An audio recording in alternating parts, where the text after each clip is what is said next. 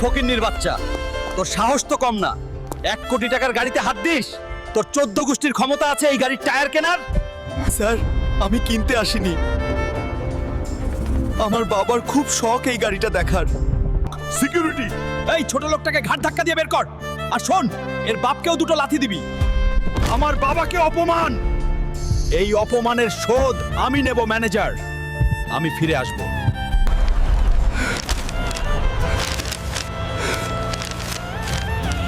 তুপুরি জঙ্গল থেকে যে নীলমণি আনতে পারবে তাকে 20 কোটি টাকা পুরস্কার দেওয়া হবে।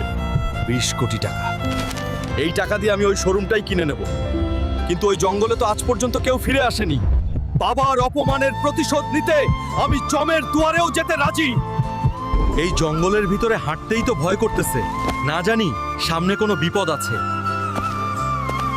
আমার মণি নিতে এসেছিস?